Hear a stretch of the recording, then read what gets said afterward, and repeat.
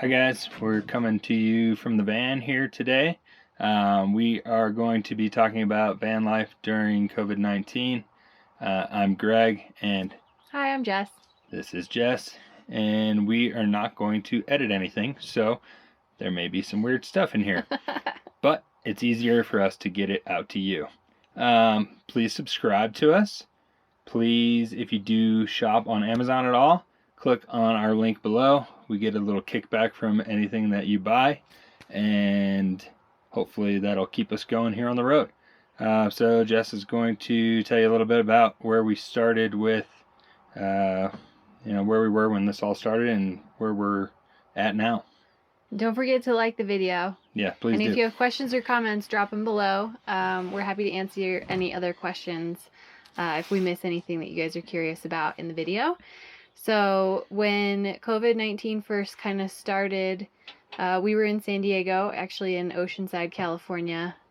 We had already planned to be there for the entire winter just working. Greg was tuning skis in a ski shop and I was working in the retail part of the store. So we were planning on being there working from November through April. And when we heard about COVID and all the shutdowns started happening, it was only mid-March. So we still had another 6 weeks of income and 6 weeks of kind of a plan that we were going through. And that all kind of evaporated very quickly. So with all that unknown, we decided to stay in place. We were living in our van in Greg's cousin's driveway in Oceanside. Just while we were working, and that was working out great. So we just decided to stay in place, following all of the safety guidelines and all the social distancing practices that were recommended. So we did that for about a month, just trying to keep our distance from people. Greg was still surfing a couple days a week until they closed the beaches entirely. And it was a decent routine for the first 3 weeks or so, but once they closed the beaches and things started to look a little bit more permanent and unsettling, we kind of started talking about moving away from the city into a situation that felt a little bit safer and more isolated for us. So that is why we have decided to kind of start moving, and we're in the woods now. So do you want to kind of talk about our plan for isolation in the woods? Yeah, so like we said, we were in California. Our health insurance is actually based out of Colorado. That's where home base is, if you want to call it anywhere home base.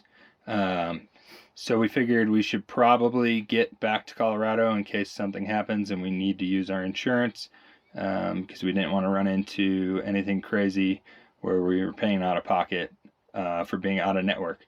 So our thought process was load up on supplies in whatever location we are, head to the new location, spend 2 weeks out in the woods, actually 10 days to make sure that we didn't bring the sickness with us.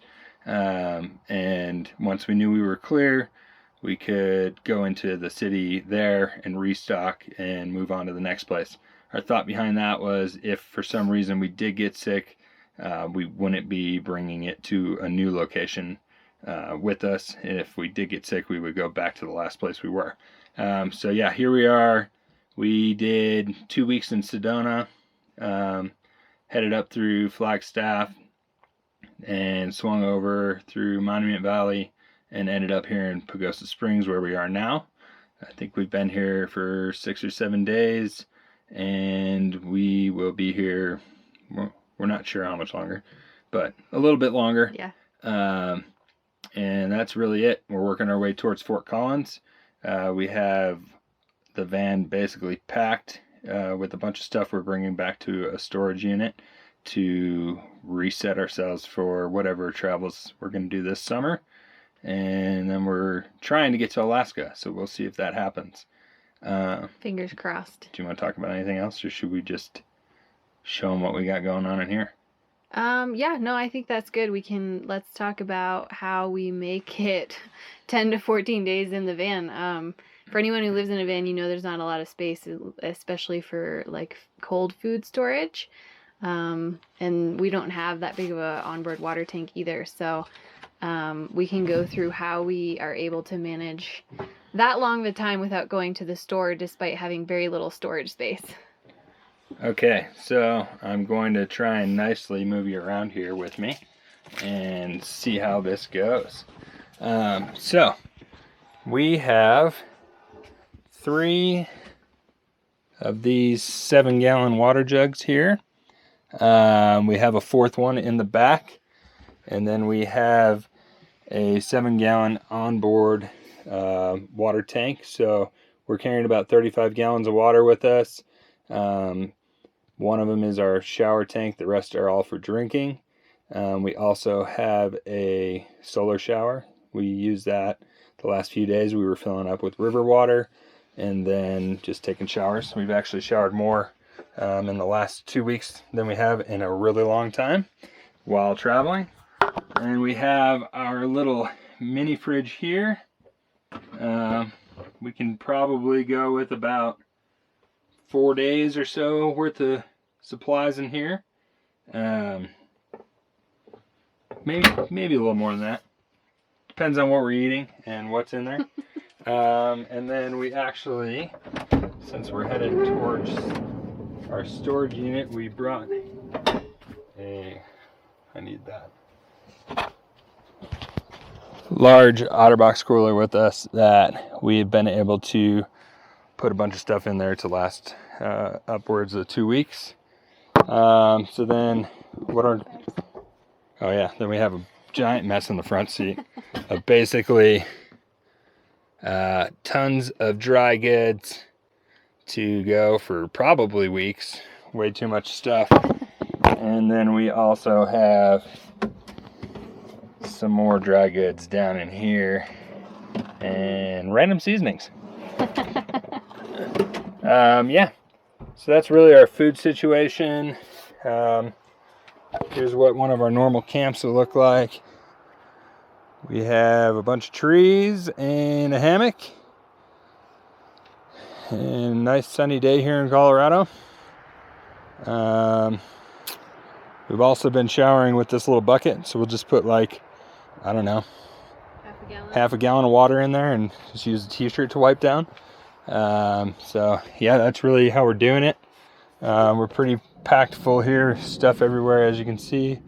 That's pretty standard for all of you folks that live in vans full time. You kind of understand what that ends up looking like.